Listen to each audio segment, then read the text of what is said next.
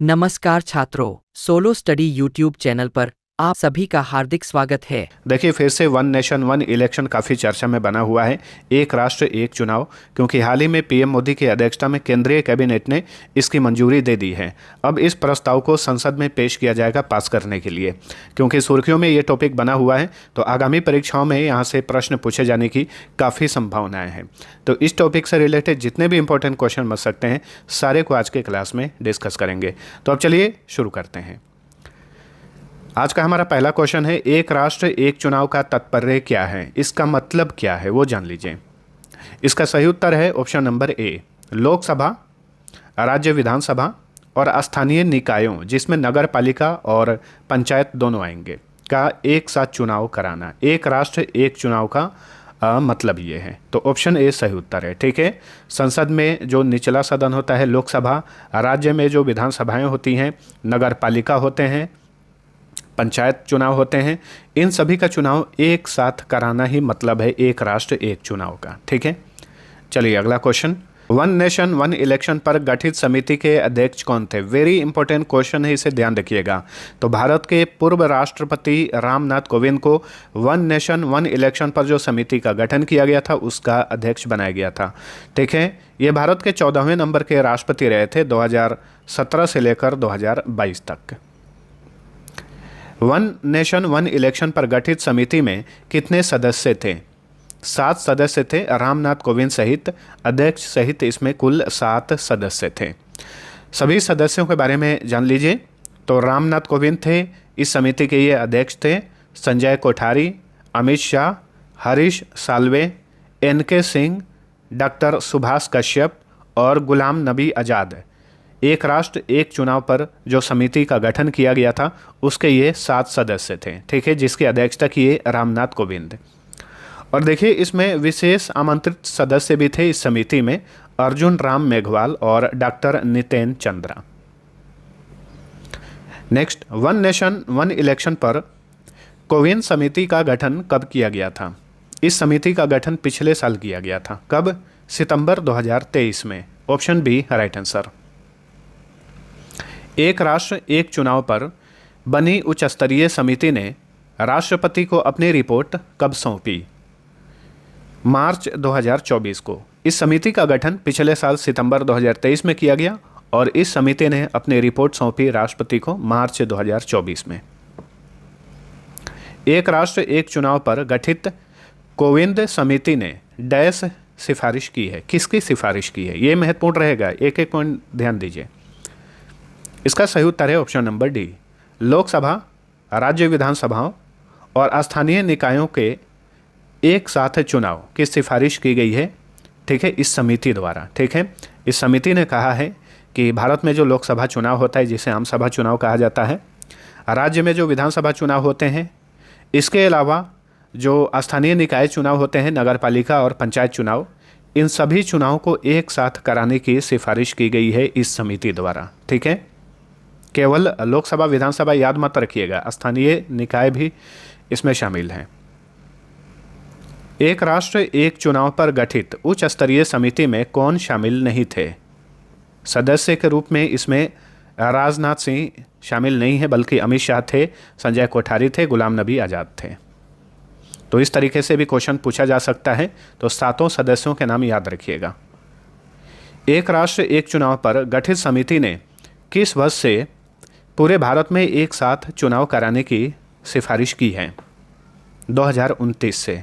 Option B right answer है। ठीक है, इस समिति ने सिफारिश की है कि 2029 में जो लोकसभा का चुनाव होगा, अगला वाला 2024 का तो समाप्त हो गया, अब 5 साल बाद सीधे 2029 में होगा। तो 2029 में लोकसभा का चुनाव कराया जाए, उसके साथ ही पूरे देश भर में जो भी विधानसभा है या फिर स्थानीय निकाय हैं, उन सभी के चुनाव कराए जाएं, इस समिति ने सिफारिश की है। एक राष्ट्र एक चुनाव पर गठित समिति ने भारतीय संविधान में कौन सा नया अनुच्छेद जोड़ने की सिफारिश की है? Very important question. अनुच्छेद 82A जोड़ने की सिफारिश की है। तो ऑप्शन डी राइट आंसर। ठीक है, और ये प्रस्तावित जो अनुच्छेद है 82A, इस अनुच्छेद में कहा गया है कि सभी राज्य विधानसभाएं लोकसभा की पूर्ण अवधि की समाप्ति के साथ समाप्त हो जाएंगी। यानी अगर किसी राज्य विधानसभा का चुनाव 2027 में होता है तो उसका कार्यकाल 2029 में लोकसभा के साथ ही समाप्त हो जाएगा और फिर से उस राज्य में चुनाव होगा लोकसभा के साथ में। तो कुल मिलाकर यही है एक राष्ट्र एक चुनाव का उद्देश्य। ठीक है, यानी 5-5 साल पर लोकसभा का चुनाव होता है। 2024 में हुआ, अभी हाल ही में, फिर अगला 2029 में होगा। तो इस बीच में जितने भी राज्य के विधानसभा चुनाव हों या फिर स्थानीय निकाय चुनाव हो, तो अगर किसी राज्य में 2026 में, 27 में या 28 में चुनाव होता है तो उस हिसाब से 2029 में उसका कार्यकाल खत्म हो जाएगा, फिर से 2029 में लोकसभा के साथ ही उसका चुनाव होगा। ठीक है,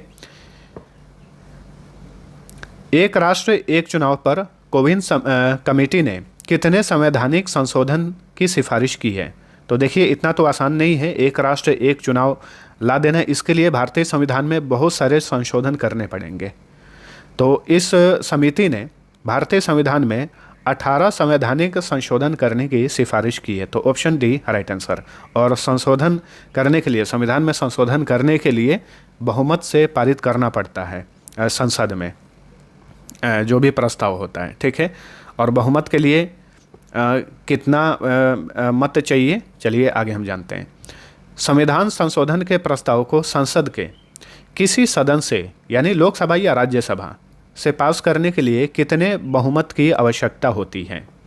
इसका सही उत्तर होगा ऑप्शन नंबर ए, सदन में उपस्थित सदस्यों का 2/3 भाग। ठीक है, यानी 2/3 बहुमत मिलना जरूरी है किसी भी प्रस्ताव को संसद से पास करने के लिए। तो ऑप्शन ए राइट आंसर है। यानी कि अगर अभी हम बात करें तो वर्तमान में लोकसभा में 543 सीट हैं। ठीक है, लोकसभा में अगर इस एक राष्ट्र एक चुनाव वाले प्रस्ताव को पास करना है तो 543, क्योंकि ये भाजपा सरकार लाई है तो भाजपा को कम से कम 262 सदस्यों का समर्थन होना 362 सदस्यों का समर्थन होना जरूरी है 543 सीटों में से, क्योंकि 543 का 2/3 सीट होता है 362, लेकिन वर्तमान में एनडीए के पास 293 सीटें हैं। तो अभी समस्या है, ये पास हो भी सकता है, नहीं भी हो सकता है। कुछ जो भी विपक्षी पार्टियां हैं उन्हें मनाना पड़ेगा एनडीए पार्टी को। और राज्यसभा में देखिए, राज्यसभा में अगर इसे पास कराना है तो राज्यसभा में वर्तमान में 245 सीटें हैं और 245 का 2/3 सीट होता है 164, लेकिन राज्यसभा में एनडीए के पास जो है 113 सदस्यों का समर्थन है, 113, लेकिन पास कराने के लिए, इस बिल को पास कराने के लिए 164 सदस्यों का समर्थन चाहिए। तो लोकसभा से लेकर राज्यसभा में बहुत समस्या होगी। ठीक है, विपक्षी पार्टियों को मनाना पड़ेगा तभी जाके ये बिल पास हो सकता है। तो ध्यान रखिएगा, संविधान संशोधन के प्रस्ताव को संसद के किसी भी सदन में पास करने के लिए सदन में उपस्थित सदस्यों का 2/3 भाग बहुमत मिलना जरूरी है। एक राष्ट्र एक चुनाव पर कोविन समिति ने संविधान के किस अनुच्छेद में संशोधन की सिफारिश की है? सही उत्तर है अनुच्छेद 83 और अनुच्छेद 172। ये दो ऐसे अनुच्छेद हैं, इनमें बिना संशोधन किए जो है एक राष्ट्र एक चुनाव पॉसिबल नहीं है। इसमें अनुच्छेद 83 और अनुच्छेद 172 क्या कहता है ये नोट करिए और ध्यान रखिएगा। अनुच्छेद 183 जो है ये लोकसभा के कार्यकाल को नियंत्रित करता है, लोकसभा, और अनुच्छेद 172 जो है यह राज्य विधानसभाओं के कार्यकाल को नियंत्रित करता है। तो इसमें संशोधन करना पड़ेगा। एक राष्ट्र एक चुनाव पर गठित समिति की सिफारिशों को केंद्रीय कैबिनेट ने किस दिन मंजूरी दी? 18 सितंबर 2024 को। तो option B right answer. Bharat में पहली बार एक साथ लोकसभा और विधानसभा चुनाव कब हुए थे? तो देखिए, ऐसा नहीं है कि भारत में पहली बार इस तरह का चीज़ आ रहा है। भारत में इसके पहले भी एक साथ चुनाव कराए जा चुके हैं। कब? 1951 से 52 में जो प्रथम आम चुनाव हुए थे, प्रथम लोकसभा का चुनाव हुआ था, उस समय पूरे देश भर में एक साथ चुनाव कराए गए थे। ठीक है, तो option B right answer. Bharat में आखिरी बार लोकसभा और विधानसभा चुनाव एक साथ कब हुए थे? इसका सही उत्तर है ऑप्शन नंबर डी, 1967 में।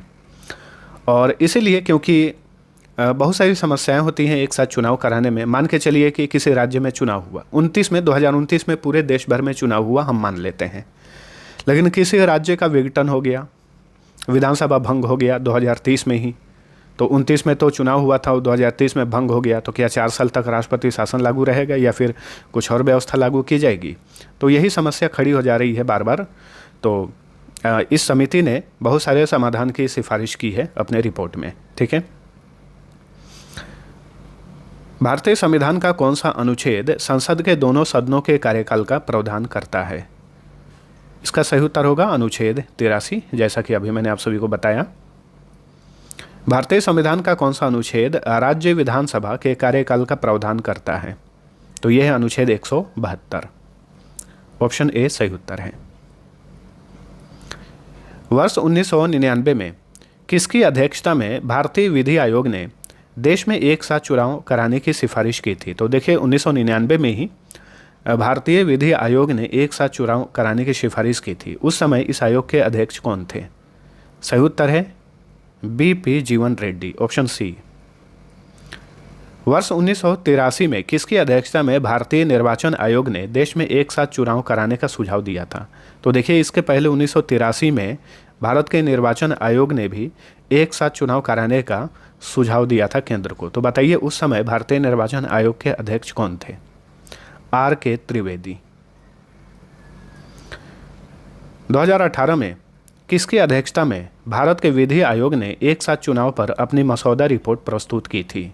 तो 2018 में भारत के विधि आयोग के अध्यक्ष थे BS चौहान। इन्होंने पूरे भारत भर में एक साथ चुनाव कराने पर अपनी मसौदा रिपोर्ट प्रस्तुत की थी। निम्न में से किस देश में केंद्र और विधायी स्तर पर चुनाव एक साथ होते हैं? ब्राजील में भी होता है, कोलंबिया में, फिलीपींस में, यानी उपर्युक्त सभी। राष्ट्रपति के निर्वाचन के लिए निर्वाचन मंडल में कौन से सदस्य शामिल होते हैं? तो देखिए अगर राष्ट्रपति का चुनाव कराया जाता है तो पूछ रहा है कि निर्वाचन मंडल में कौन से सदस्य शामिल होते हैं।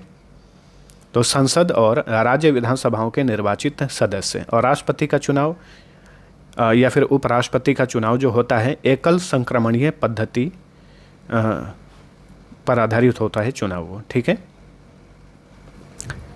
मुख्य निर्वाचन आयुक्त के अलावा केंद्र में कितने निर्वाचन आयुक्त होते हैं? 2।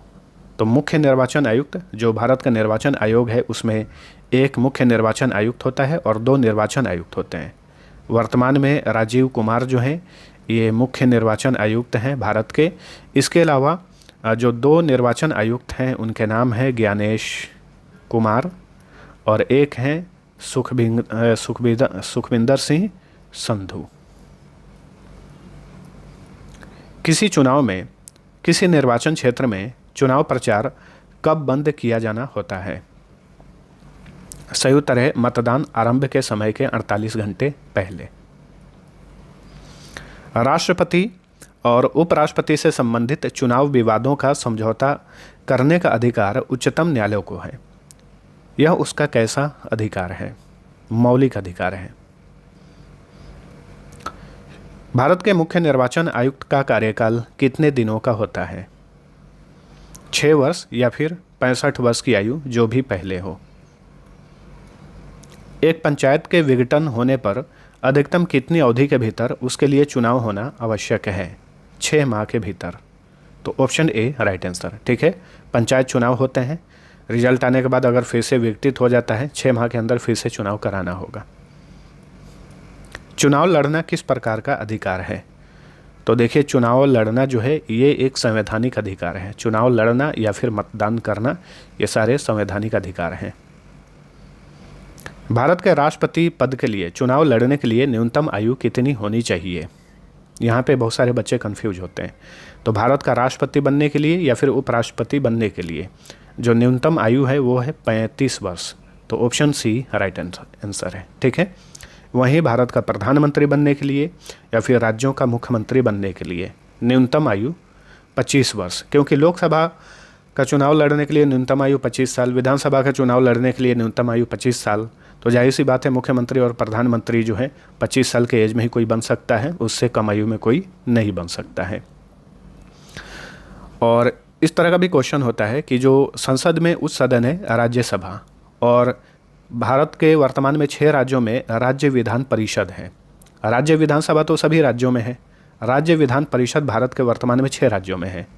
तो संसद का जो उच्च सदन है राज्यसभा, राज्यसभा जिसे कहा जाता है, और 6 राज्यों में जो विधान परिषद है, विधान परिषद, इसके जो सदस्य होते हैं, तो इनका सदस्य बनने के लिए कम से कम 30 साल की आयु होनी चाहिए, याद रखिए।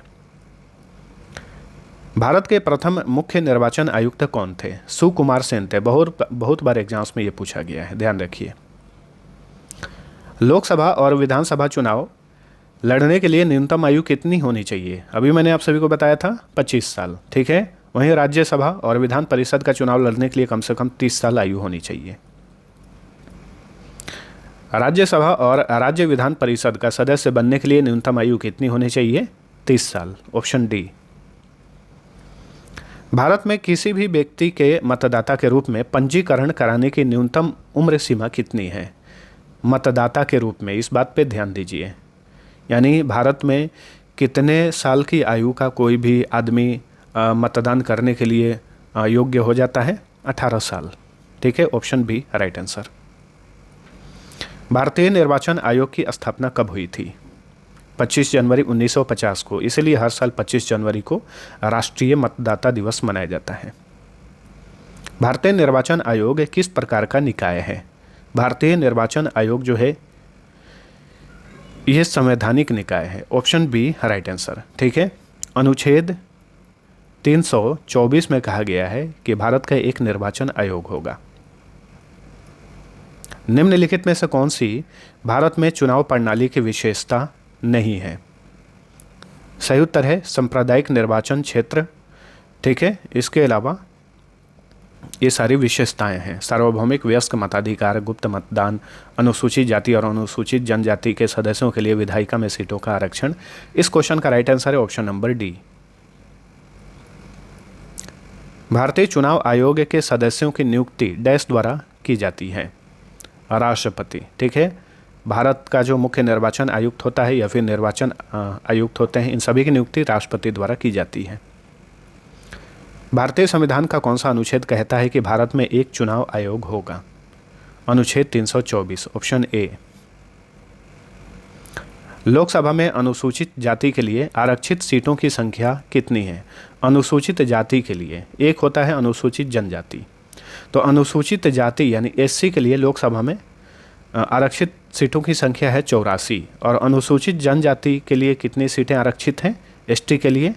तो 47 हैं। यानी अनुसूचित जनजाति और जाति दोनों मिलाकर कितनी सीटें आरक्षित हैं लोकसभा में? 131। भारत में लोकसभा का चुनाव कितने वर्ष के अंतराल पर कराया जाता है? 5 साल, सभी को पता होगा। विघटित लोकसभा के अंतिम सत्र और लोकसभा को वापस बुलाने के बीच अधिकतम अनुमत यानी पॉसिबल अवधि क्या है? तो ये है 6 माह, ठीक है। तो ऑप्शन डी राइट आंसर है। अब देखिए, आज का हमारा टॉपिक है एक राष्ट्र एक चुनाव। तो इससे संबंधित जो इम्पोर्टेंट बिंदु हैं, इम्पोर्टेंट पॉइंट्स हैं, इन्हें याद रखिएगा, यहाँ से परीक्षाओं में पूछा जा सकता है। तो चलिए देखते हैं। जो पहला हमारा पॉइंट्स है ये है एक राष्ट्र एक चुनाव का तात्पर्य लोकसभा और राज्य विधानसभाओं के चुनाव एक साथ होने से है। साथ साथ में इसमें स्थानीय निकाय भी जोड़ लीजिए, क्योंकि जो कोविन समिति है इसने स्थानीय निकाय चुनाव को भी साथ में कराने की सिफारिश की है। एक राष्ट्र एक चुनाव का विचार वर्ष 1983 से अस्तित्व में है, जब चुनाव आयोग ने पहली बार इसे प्रस्तावित किया था। हालांकि वर्ष 1967 तक भारत में एक राष्ट्र एक चुनाव बिना किसी समस्या के आयोजित होता रहा, ठीक है। यानी भारत भर में एक साथ चुनाव 1967 तक आयोजित किए गए, उसके बाद ये जो है खत्म हो गया था। लोकसभा और सभी राज्य विधानसभाओं का चुनाव पहली बार एक साथ 1951 से 52 में कराए गए थे, ठीक है। इसके बाद वर्ष 1957, 62 और 1967 में हुए 3 आम चुनाव में भी यह प्रथा जारी रही, ठीक है। 1951-52 से 1957, 1962 और 1967 में पूरे भारत भर में एक साथ ही चुनाव हुए। लेकिन 68 और 1969 में कुछ विधानसभाओं के समय से पहले भंग होने के कारण यह चक्र बाधित हो गया। उसके बाद वर्ष 1970 में लोकसभा को समय से पहले ही भंग कर दिया गया था। वर्ष 1971 में पुनः नए चुनाव हुए थे। इस प्रकार लोकसभा और विभिन्न राज्य विधानसभाओं दोनों के समय से पहले विघटन के कारण एक साथ चुनाव का चक्र जो है उसी समय बाधित हो गया। कब? 1967 में। तो इसी तरीके से फिर से प्रॉब्लम आ सकता है, लेकिन जो समिति ने, कोविन समिति ने जो सिफारिश की है, इसमें बहुत सारे फैक्ट्स हैं।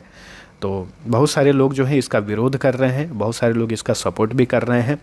संसद में पास कराने के लिए एनडीए के पास जो है उतना बहुमत भी नहीं है। अब देखिए आगे क्या होता है।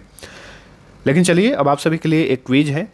अब तक आपने वीडियो को देख लिया है तो इस क्विज का आंसर नीचे कमेंट करके बताइए।